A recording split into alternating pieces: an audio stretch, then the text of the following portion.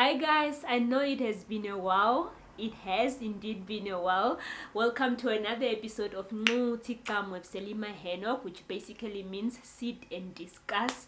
You know, as you can hear by my voice, I have some type of flu. But I just thought I needed to record this because it has been a while.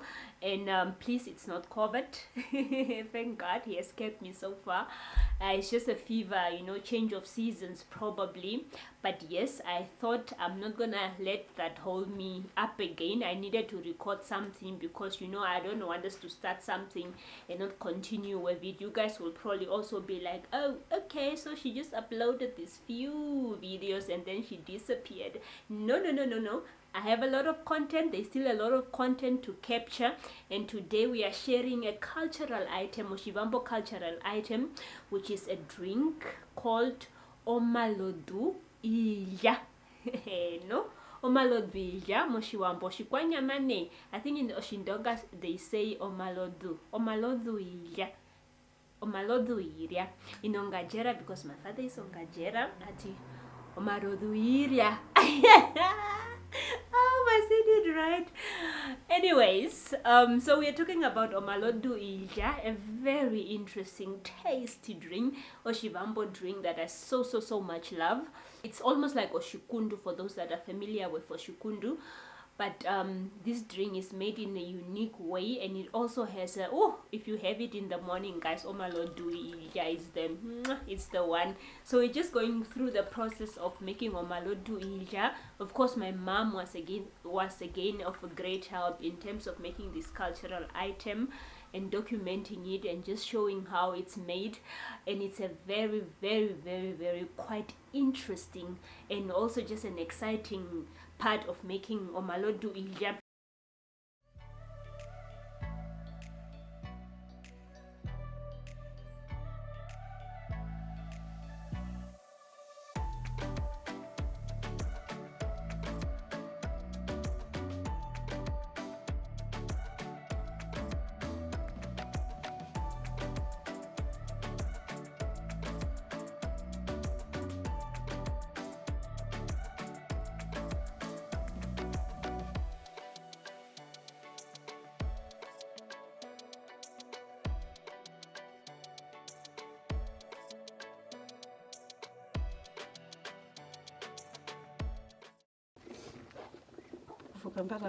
kuvuka yakho umaduda ndimima ingube ndimaka yakho madu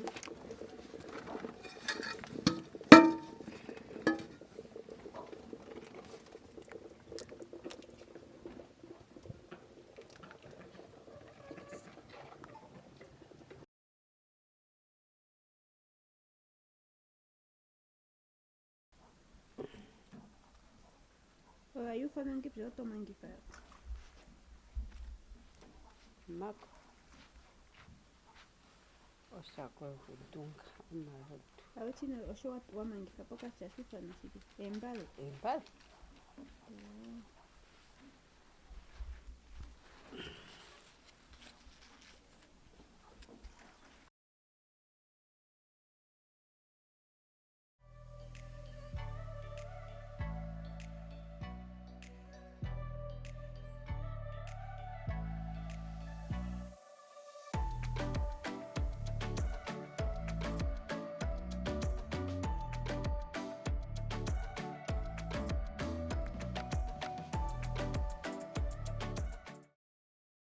Usually when even when we grew up in the north, both my mom used to make this Oshivambo item or stuff, and also when I go to the north now that they are living in the north, she will make a lot of cultural items. You go to the north and you're just like, oh, mommy's making, she's in the kitchen, but you don't really take in interest of knowing how these items are made.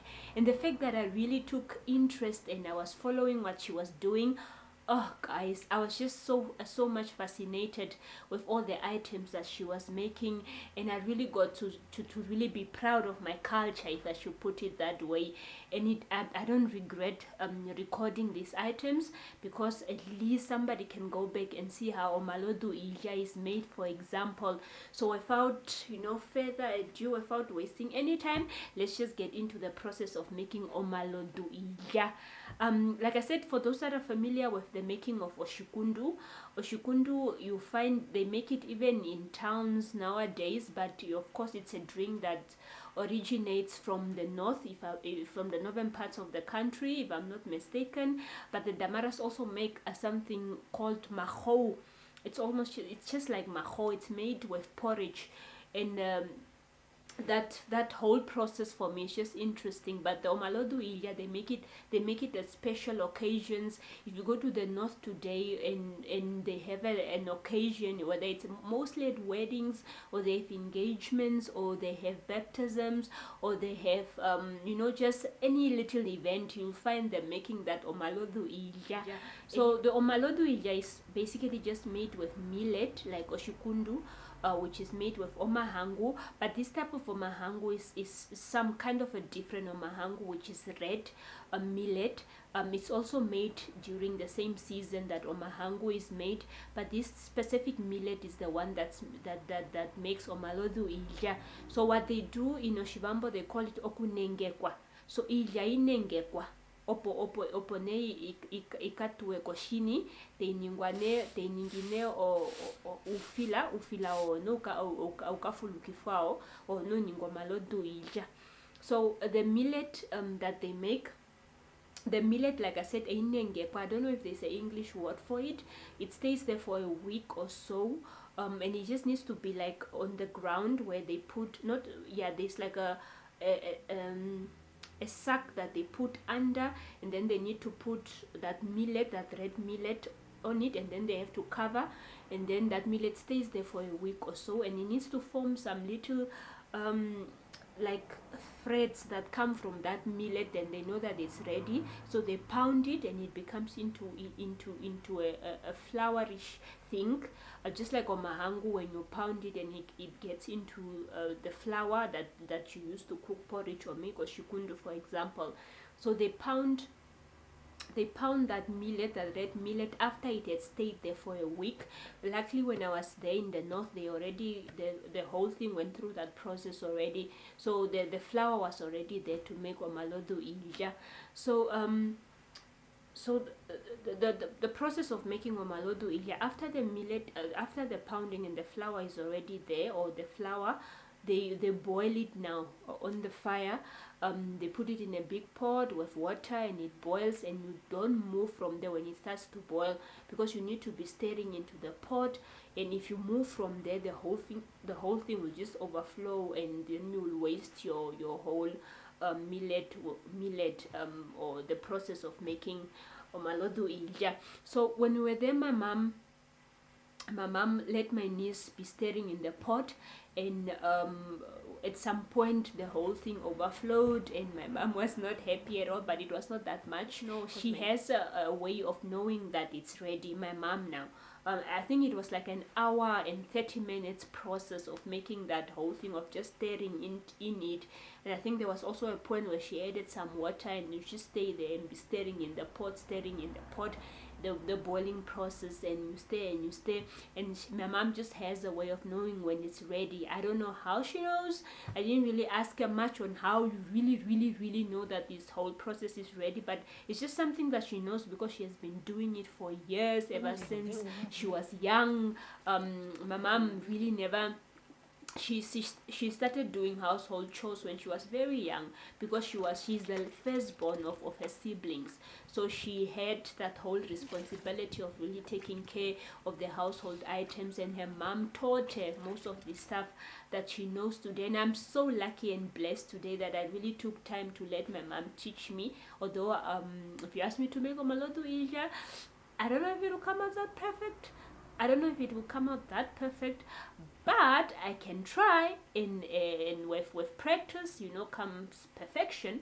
So the more I try, I'm sure I'm gonna be able to master this process. And I think the next time that I'm going to the north, I'm not going to be recording the process. What I'll be doing is learning, really, because now, of course, I learned. I know the process of doing it. I don't think it's also rocket science. By the process, as you can see, I can also just be looking at the video and I can still be doing it. So even if my mom is no more there, I still have something that I can go back to, and not just for me, because it's on YouTube.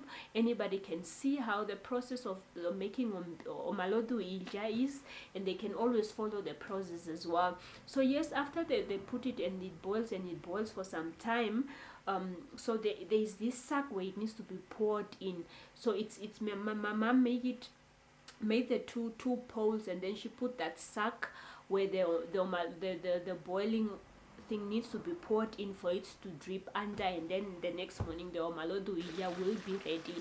So it's these two poles, and then there's a sack on it where the thing needs to be poured in, and it's always in a cooler place. So guys, if you're hearing some cars moving around, please bear with me, because I live alongside the road, and there are always cars moving. So, and I have no other time to record, whether it's afternoon, morning, evening, cars are just moving. So please just bear with me. So after the whole boiling process was done and my mom knew that it was ready, so they carried the pot, and then they kept, I don't think you come and pour it at the same time. They took some, and then they come and pour it in that sack, and then it needs to drip under, and then that dripping is the one that goes in a bowl, that is the bowl that is under, and then it drips with time. That's the thing about Oshivapo stuff, especially the cultural items. It's like they take time. They don't just bulukutu, or you just make it and then it's done, you put it there. No, it's like a process. Everything has its own process of how it needs to be made for it to come out perfect, hey? And so it's a dripping, and then after the whole dripping, they put it in the calabash. Ashufana oshito mushiwambo akuti oshito, where they put it in. I don't know if it's also calabash in it's the same thing in English, but I feel like it's more closer to a calabash. So probably I think it's called calabash oshito. Ashufana mto calabash amoshingilisha malangengo penango numweshi kucha ashufana ngebe mushiwambo. Hai popsango totulango mo comment box amo opo tushiveni tuilongeni ngone tukale tusheni o culture yetu, no tradition yetu. Please bear with me. Eshikisha nonkolo. Okay, so yes.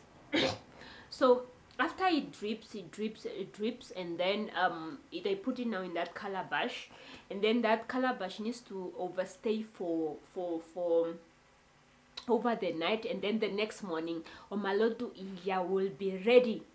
So it's guys, tasting that Omalodu iilya, for me it was just that even when it goes through the throat, that smoothness. So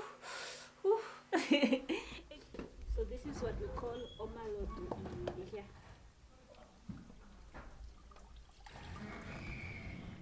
Okay, so during morning times, because it hasn't fermented yet, it's just fresh as a shikundu, and the alcohol is not in it yet, unless maybe in the late afternoon when it has fermented, then it has alcohol. But now it's just fresh, it's nice, it has a mahangu, then well made. I can't wait to have a taste of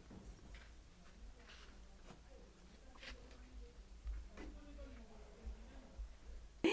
It just has that tastiness, man, that natural feel that you are taking in something that is so natural and unique, something that is cultural. You can even feel your culture through the drink. that's how tasty it was, and the smoothness of it was just so beautiful and out of this world. And I really enjoyed having that Omalodu iilya. I usually do, in the morning it's fresh like oshikundu, but in the afternoon or so, then when it gets fermented, and then it can make you drunk. So I like it in the morning when it's fresh. Then it just has. I'm even eklisted somewhere now. Like I'm craving for Omalodu iilya now that I'm describing it. So it's a very interesting process. Another interesting way of making our cultural item, and also just really knowing that we have so much that we can really take pride in terms of our culture and traditions as well. And Omalodu iilya, sometimes we don't just make it in the north. Even when, for example, when there are events, they call it kushimba. Kushimba is like towns and cities. So when you call the older ladies to come kushimba, now the towns and cities, if there is a specific event that you are inviting them to, like graduations, for example, when they come for graduations, they cannot carry Omalodu iilya like omahongo, for example, which we can put and send to towns and cities from the north. No, the Omalodu iilya needs to be made at the venue where you can't carry it and for it to stay for. Oh yeah, people do carry it, but it's always nice, or people always make it at an event, and then the next morning it needs to be ready for that specific event where people can indulge in it or drink that Omalodu iilya. So when they come, the older ladies, when they come with the ingredients and all the things that are needed to make this Omalodu iilya, and then they just come in and usually they just come and make it here, and the next morning it will be ready for an event. So usually they just carry like that's now the millet, which is pounded already, which is ready, and then they also just carry the sack. That's the most important things, because you can use any pot that you find, any place, to boil the whole process, and then now pour it in the sack. I don't know why that specific sack, though. Maybe it's the one that makes it, I don't know, makes it like for it to be consumable, or for it to be ready, or for it to be Omalodu iilya.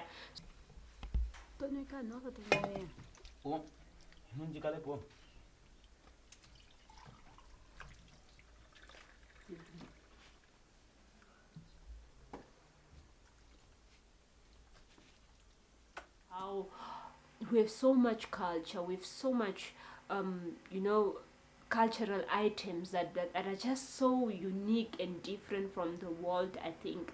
And the moment that we study or take pride in our own stuff, we'll really just also find our identity, and not just want to be impressed by other people's cultures and traditions and the stuff that they have. But the moment that we find pride in our own stuff and appreciate our own stuff, is the moment that we'll find ourselves as well. Because I think for me, the whole process of filming these Oshigambo cultural items really just made me take pride in my own culture, and also just appreciating what we are and what we do, and what is our origin in terms of the things that we do and the things that our elders and our ancestors grew up with. So yes, that's the process of making Omalodu iilya. I hope I did not leave out anything. So if there's something that I left out, I'm sure the visuals will tell. And join me again as we explore another cultural item. I'm excited to be filming and sharing with you this whole items that I've been recording. In our next episode, we'll be sharing another interesting topic again. So this is Tikomo with Selima Henok, a platform where we basically just sit and discuss, explore, and learn from each other. Until next time, let me love you and leave you. Bye.